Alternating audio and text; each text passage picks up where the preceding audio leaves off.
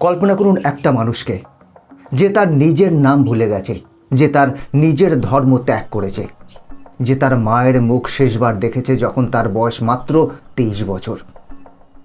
এই মানুষটি শত্রুর সেনাবাহিনীতে ঢুকে পড়েছিল, শত্রুর মাটিতে ঘর বেঁধেছিল, শত্রুর মেয়েকে বিয়ে করেছিল, শত্রুর সন্তানের বাবা হয়েছিল। কিন্তু প্রতিটি মুহূর্তে তার বুকের ভেতর একটাই আগুন জ্বলেছিল, ভারত মাতা। এই মানুষটির নাম Rabindra Kaushik, codename black tiger. তৎকালীন ভারতের প্রধানমন্ত্রী ইন্দিরা গান্ধী নিজে তাকে এই উপাধি দিয়েছিলেন। কিন্তু এই বাঘ যখন শত্রুর খাঁচায় বন্দী হলো, যখন যে দেশের জন্য সব বিসর্জন দিয়েছিল, সেই দেশ তাকে চিনতে অস্বীকার করল। আজকের এই ভিডিওতে আমরা জানবো সেই অবিশ্বাস্য সত্যি গল্প, যা কোনো বলিউড সিনেমার চেয়ে কম রোমাঞ্চকর নয়, বরং অনেক বেশি হৃদয় বিদারক। 1952 সালের 11 এপ্রিল রাজস্থানের শ্রী গঙ্গানগর জেলার এক সামরিক পরিবারে জন্ম নিল একটি ছেলে। নাম রাখা হলো রবীন্দ্র কৌশিক। তার বাবা JM কৌশিক ছিলেন ভারতীয় বায়ুসেনার একজন অফিসার। ছোটবেলা থেকে এই রবীন্দ্রের রক্তে মিশে ছিল দেশপ্রেমের উত্তাপ। বাবার ইউনিফর্ম দেখে বড় হওয়া ছেলেটি বুঝেছিল, দেশের জন্য জীবন দেওয়াই সত্যিকারের বীরত্ব। শ্রী গঙ্গানগর এই শহরটি পাকিস্তান সীমান্তের একেবারে কাছে। পাঞ্জাবের সঙ্গে সংলগ্ন এই অঞ্চলে বড় হওয়ার কারণে রবীন্দ্র ছোটবেলা থেকেই পাঞ্জাবি ভাষায় অত্যন্ত দক্ষ হয়ে উঠেছিলেন। ভারত পাকিস্তান উত্তেজনার খবর তার কানে আসত প্রতিদিন। সীমান্তের ওপারের গল্প তার শৈশবের অংশ ছিল। কিন্তু রবীন্দ্রের মধ্যে এমন একটি প্রতিভা ছিল, যা তাকে সাধারণ সামরিক জীবন থেকে একেবারে ভিন্ন এক পথে নিয়ে যাবে। সেই প্রতিভার নাম অভিনয়। SB বিহানি PG কলেজে পড়ার সময় রবীন্দ্র কৌশিক মঞ্চে নাটকে এমন প্রাণ ঢেলে দিতেন যে দর্শকরা স্তব্ধ হয়ে যেত। তিনি শুধু অভিনয় করতেন না, তিনি চরিত্রের মধ্যে হারিয়ে যেতেন। একটি মানুষের পোশাক গায়ে তুলে নিলে রবীন্দ্র সত্যিই সেই মানুষ হয়ে যেতেন। BCom পাশ করার পর তিনি দিল্লিতে যাওয়ার কথা ভাবছিলেন। বাবাকে বললেন, নতুন চাকরির সন্ধানে যাচ্ছি। কিন্তু ভাগ্য তার জন্য অন্য একটি মঞ্চ তৈরি করে রেখেছিল।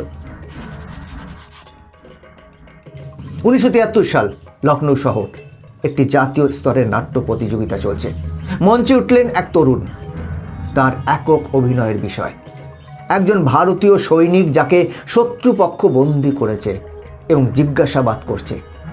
দর্শকরা নিঃশ্বাস বন্ধ করে দেখছিলেন। সেই সৈনিকের চোখে জ্বলছিল অদম্য দেশপ্রেম। তার কণ্ঠে ছিল ইস্পাতের দৃঢ়তা। যন্ত্রণায় কাতর শরীরেও সেই মানুষটি মাথা নত করেনি। অভিনয়টি ছিল এতটাই জীবন্ত যে হলের মধ্যে অনেকেই কেঁদে ফেলেছিলেন। কিন্তু হলের এক কোণে বসেছিলেন কিছু বিশেষ মানুষ। তারা নাট্য সমালোচক ছিলেন না, তারা ছিলেন ভারতের গোয়েন্দা সংস্থা বা রিসার্চ অ্যান্ড অ্যানালিস উইংয়ের প্রতিনিধি। এই প্রতিভাবান তরুণকে দেখে তাদের চোখ চকচক করে উঠছিল। ভারতের বৈদেশিক গোয়েন্দা সংস্থা। আমেরিকার CIA বা ব্রিটেনের MI6 এর মতোই এই সংস্থা তৈরি হয়েছিল 1968 সালে। তখন সেই সংস্থার অন্যতম প্রধান লক্ষ্য ছিল পাকিস্তানের ভেতরে এমন কাউকে ঢোকানো যে বছরের পর বছর শত্রুর সামরিক গোপনীয়তা ভারতে পাঠাতে পারবে। এবং সেই মানুষটির জন্য যা সবচেয়ে বেশি দরকার সেটি হলো অভিনয়ের ক্ষমতা, নিজেকে সম্পূর্ণ ভিন্ন একজন মানুষ হিসেবে তুলে ধরার ক্ষমতা। রবীন্দ্র কৌশিকের মধ্যে সেই ক্ষমতা ছিল। রয়ের অফিসাররা তার সঙ্গে যোগাযোগ করলেন, একান্তে কথা বললেন। তাকে জানানো হলো, তোমার জন্য একটি বিশেষ দায়িত্ব আছে। এই দায়িত্ব মৃত্যুর চেয়ে বেশি বিপজ্জনক, কিন্তু এটি দেশের জন্য সবচেয়ে বড় সেবা। তরুণ রবীন্দ্র একটু দ্বিধা করলেন না, তিনি রাজি হলেন। সেই দিন থেকে রবীন্দ্র কৌশিক নামক মানুষটি ধীরে ধীরে মৃত্যুর দিকে এগিয়ে চলল। তার নিজের মৃত্যু নয়, তার পরিচয়ের মৃত্যু। 1973 থেকে 75, 2 বছর দিল্লিতে একটি গোপন প্রশিক্ষণ কেন্দ্রে শুরু হলো রবীন্দ্রের জীবনের সবচেয়ে কঠিন অধ্যায়। এই প্রশিক্ষণ ছিল এমন যা সাধারণ মানুষের কল্পনার বাইরে। ভাষা প্রথমে উর্দু, শুধু বলা নয়, পাকিস্তানি উচ্চারণে বলা, এমনভাবে যেন জন্ম থেকেই এটি তার মাতৃভাষা। প্রতিটি শব্দের সুর, প্রতিটি বাক্যের ছন্দ, ঘুমের মধ্যেও যেন উর্দু বেরিয়ে আসে। ধর্ম, রবীন্দ্র কৌশিক একজন হিন্দু, কিন্তু পাকিস্তানের ভেতরে বেঁচে থাকতে হলে তাকে হতে হবে মুসলিম, সম্পূর্ণ মুসলিম। সমাজের সব নিয়ম, কোরআনের আয়াত, রমজানের রোজা, ঈদের আনন্দ সব কিছু তাকে হৃদয় দিয়ে আত্মস্থ করতে হবে, এমনভাবে যেন এটি তার রক্তে মিশে আছে। সংস্কৃতি, পাকিস্তানের ভূগোল, ইতিহাস, সামাজিক খাদ্যাভ্যাস, পোশাক, রাজনীতি সব কিছু মুখস্থ করতে হবে। পাকিস্তানের কোন শহরে কোন বাজার আছে, কোন রাস্তা কোথায় যায়, এমন খুঁটিনাটিও। গোয়েন্দাবৃত্তির কৌশল, কিভাবে তথ্য সংগ্রহ করতে হয়, কিভাবে তথ্য পাঠাতে হয়, কিভাবে পিছু ধরা ফেলতে হয়, কিভাবে জিজ্ঞাসাবাদের মুখোমুখি হতে হয়, সব। শারীরিক রূপান্তর এবং সবচেয়ে কঠিন যে পদক্ষেপ, রবীন্দ্রের খতনা করা হলো। একজন হিন্দু ছেলের শরীরে মুসলিমের চিহ্ন আঁকা হলো। এরপরে কেউ আর তার শরীর পরীক্ষা করলেও সন্দেহ করার কারণ পাবে না। এই 2 বছরে রবীন্দ্র কৌশিক মারা গেলেন। তার জায়গায় জন্ম নিলেন নবী আহমেদ শাকির, কাশ্মীরের এক মুসলিম যুবক, যে পাকিস্তানে নতুন জীবন গড়তে এসেছে। ভারতে রবীন্দ্র কৌশিকের সব রেকর্ড মুছে ফেলা হলো। রয়ের ফাইলে এই নামটি লুকিয়ে রাখা হলো। সরকারিভাবে এই মানুষটির অস্তিত্বই ছিল না। একবার ভাবুন, মাত্র 23 বছরের একটি ছেলে, তার মা তাকে জড়িয়ে ধরে বিদায় দিলেন। ছোট ভাই হাত নাড়ল, বাবার চোখে গর্ব আর উদ্বেগ একসাথে। কিন্তু সে জানে হয়তো এটাই শেষ দেখা। সে মুখ ফিরিয়ে হাঁটতে শুরু করলো, পেছনে তাকালো না, কারণ একজন গুপ্তচরের পেছনে ফেরার কোনো সুযোগ নেই। 1975 সাল, রবীন্দ্র কৌশিক পাকিস্তানে প্রবেশ করলেন নবী আহমেদ শাকির হিসেবে। প্রতিটি মুহূর্ত ছিল মৃত্যুর দ্বার প্রান্তে দাঁড়িয়ে থাকার মতো। একটি ভুল উচ্চারণ, একটি অস্বাভাবিক প্রতিক্রিয়া, একটি সন্দেহজনক প্রশ্নের ভুল উত্তর, এর যে কোনো একটি হলেই সব শেষ। কিন্তু রবীন্দ্রের অভিনয়ের প্রতিভা এখানেই কাজে লাগলো। তিনি করাচিতে গিয়ে ভর্তি হলেন করাচি বিশ্ববিদ্যালয়ে। সেখান থেকে LLB ডিগ্রি অর্জন করলেন। বিশ্ববিদ্যালয়ে বছরের পর বছর কাটালেন, বন্ধু তৈরি করলেন, শিক্ষকদের প্রিয় ছাত্র হলেন।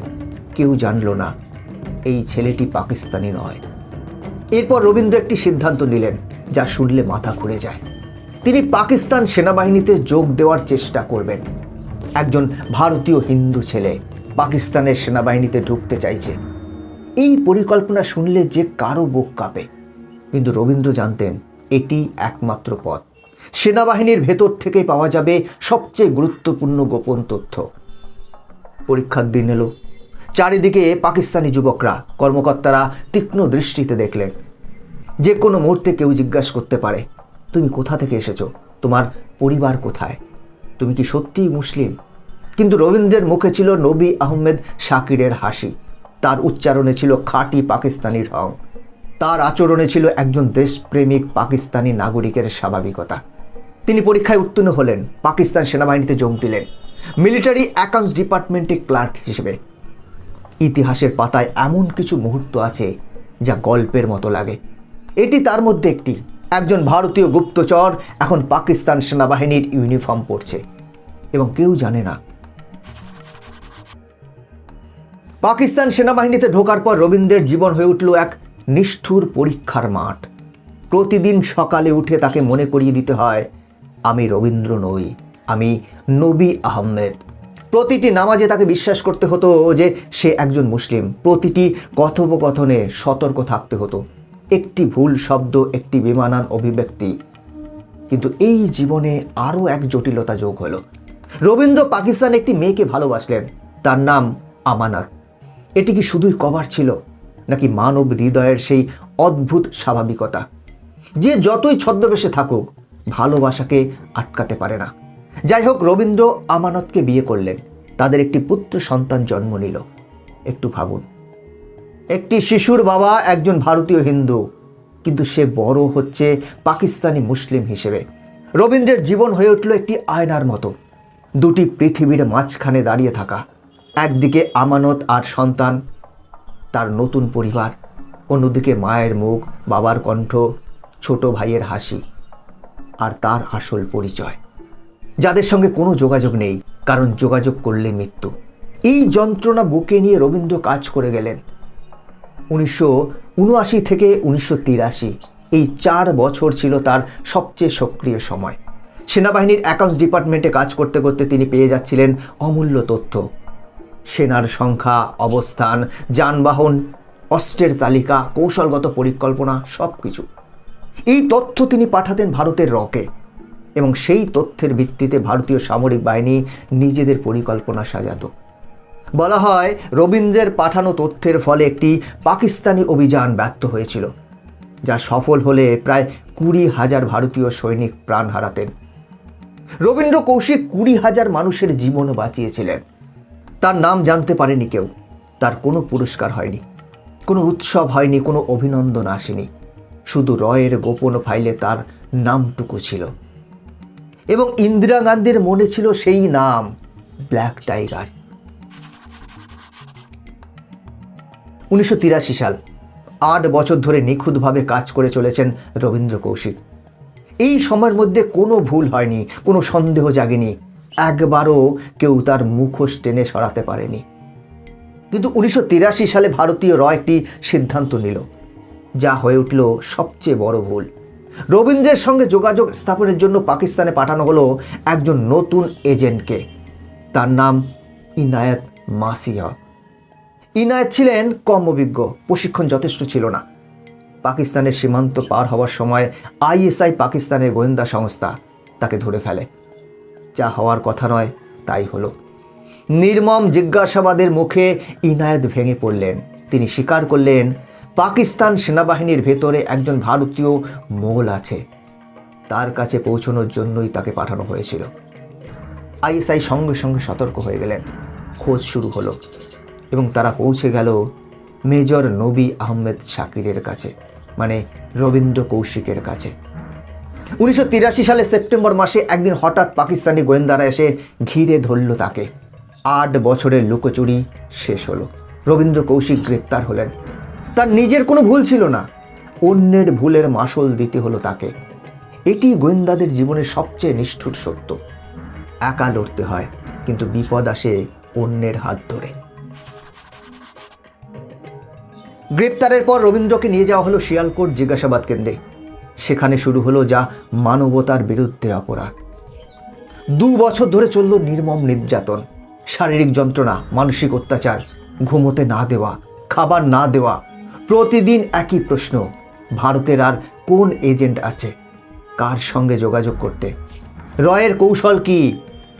কিন্তু রবীন্দ্র কৌশিক মুখ খুললেন না। 2 বছরের অকথ্য যন্ত্রণার মধ্যেও তিনি ভারতের অন্য কোনো এজেন্টের নাম নেননি, কোনো গোপন তথ্য ফাঁস করেননি, দেশের ক্ষতি হয় এমন কিছু বলেননি। এটি ছিল তার সবচেয়ে বড় অভিনয়, নিজেকে ভাঙতে না দেওয়া। 1985 সালে পাকিস্তানি সামরিক আদালতে তার বিচার হলো, রায় এলো, মৃত্যুদণ্ড। কিন্তু পাকিস্তান সুপ্রিম কোর্ট পরে এই রায় পরিবর্তন করলো। মৃত্যুদণ্ড থেকে নামিয়ে আনা হলো যাবজ্জীবন কারাদণ্ডে। কিন্তু যাবজ্জীবন কারাদণ্ড কি মৃত্যুর চেয়ে ভালো? রবীন্দ্রকে পাঠানো হলো পাকিস্তানের বিভিন্ন জেলে, সিয়ালকোট, কোট লাখপত এবং সবশেষে মিয়ানওয়ালি কেন্দ্রীয় কারাগার। 16টি বছর জেলের 4 দেওয়ালের মধ্যে। বাইরে ভারত এগিয়ে যাচ্ছে, বাইরে তার পরিবার বয়স্ক হচ্ছে, বাইরের পৃথিবী পাল্টে যাচ্ছে, আর এই মানুষটি জেলের অন্ধকারে বসে চিঠি লিখছেন। পরিবারকে লেখা সেই চিঠিগুলো আজও মানুষের চোখে জল আনে। একটি চিঠিতে তিনি লিখেছিলেন, যদি আমি আমেরিকার হয়ে কাজ করতাম তাহলে আজ আমি মুক্ত থাকতাম। ভারতের জন্য কাজ করলাম আর ভারত আমাকে ভুলে গেল। এই একটি লাইন 1000 পৃষ্ঠার ইতিহাসের চেয়ে বেশি বলে দেয়।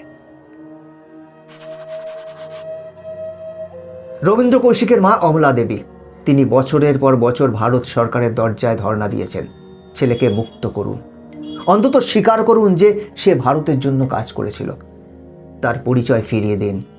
কিন্তু প্রতিবার শুধু নীরবতা। গোয়েন্দা সংস্থার নিয়ম, এজেন্ট ধরা পড়লে সরকার বলবে আমরা চিনি না, এই মানুষটি আমাদের নয়। রাষ্ট্রের নিয়ম হয়তো এটাই, কিন্তু একজন মায়ের জন্য এই নিয়ম মেনে নেওয়া কি সম্ভব? রবীন্দ্রের ছোট ভাই রাজেশ্বরনাথ কৌশিক আজও বলেন, দাদা ভারতের জন্য সব দিয়েছিলেন, কিন্তু ভারত তাকে কিছুই দেয়নি। কিন্তু এটি ছিল কেবলমাত্র তাদের নিজের পরিবারের মানুষ বা ছেলেকে হারাবার শোকের প্রকাশ। 2001 সালের 21শে নভেম্বর মিয়ানওয়ালি কেন্দ্রীয় কারাগারে রবীন্দ্র কৌশিক মারা গেলেন যক্ষা এবং হৃদরোগে। বয়স মাত্র 49 বছর। তার মৃতদেহ কারাগারের পেছনে এক অচিহ্নিত কবরে সমাহিত করা হলো। কোনো জাতীয় পতাকা দেয়া হলো না, কোনো সামরিক সম্মান দেয়া হলো না, কোনো রাষ্ট্রীয় শোক পালন হলো না। ভারতের সবচেয়ে সাহসী গুপ্তচর মারা গেলেন বিদেশের মাটিতে, কারাগারের অন্ধকারে একা। রবীন্দ্র কৌশিক চলে গেলেন, কিন্তু তার গল্প রয়ে গেল। 2012 সালে একতা টাইগার মুক্তি পেল। রবীন্দ্রের পরিবার দাবি করল এই সিনেমার গল্প রবীন্দ্রের জীবন থেকে নেওয়া, কিন্তু পরিচালক কবির খান সেই দাবি অস্বীকার করলেন। 2019 সালে রোমিও আকবর ওয়াল্টার সিনেমার জন্য জন আব্রাহাম যে চরিত্রে অভিনয় করলেন তা রবীন্দ্রের জীবনকেই আলগাভাবে অনুসরণ করেছে, কিন্তু সেখানেও নাম পাল্টানো হয়েছে। একজন মানুষ যে দেশের জন্য তার নাম বিসর্জন দিয়েছিল, তার নামটুকুও স্বীকৃতি পেল না। আমাদের পাঠ্যপুস্তকে যেসব বীরের নাম আছে তাদের অনেকেই অস্ত্র হাতে লড়েছেন, কিন্তু রবীন্দ্র কৌশিক লড়েছেন নিজের পরিচয়কে অস্ত্র বানিয়ে, নিজেকে বিসর্জন দিয়ে। প্রতিটি মুহূর্তে মৃত্যুর মুখোমুখি দাঁড়িয়ে কেউ জানবে না বলে লড়লেন, কোনো পুরস্কার পাবেন না বলে লড়লেন, ইতিহাস মনে রাখবে না জেনেও লড়লেন। এটি কি সাহস নয়? এটি কি দেশপ্রেম নয়? সবশেষে বলা যায় এটি হলো একটি দেশের নিয়ম বা বাধ্যবাধকতা, যা একটি গোপন এজেন্ট বা স্পাইকে আমরণ বা মৃত্যুর পরে পর্যন্ত লুকিয়ে রাখতে হয়। কারণ এটি কেবলমাত্র কোনো ব্যক্তি বিশেষের জন্য নয়, এটি সমগ্র দেশের নিরাপত্তার কথা চিন্তা করে করা এক নিয়ম। আজ যখন আমরা নিরাপদে ঘুমোই, আমাদের মনে রাখা উচিত কোথাও না কোথাও এমন কেউ আছে বা ছিল যে নিজের নাম, পরিচয়, পরিবার সব ছেড়ে দেশের ছায়ায় দাঁড়িয়ে আছে, আমাদের রক্ষা করছে। Rabindra Kaushik, black tiger. ভারত মাতার এই সন্তানকে আজ আমরা এই মঞ্চ থেকে গভীর শ্রদ্ধা জানাই। জয় হিন্দ।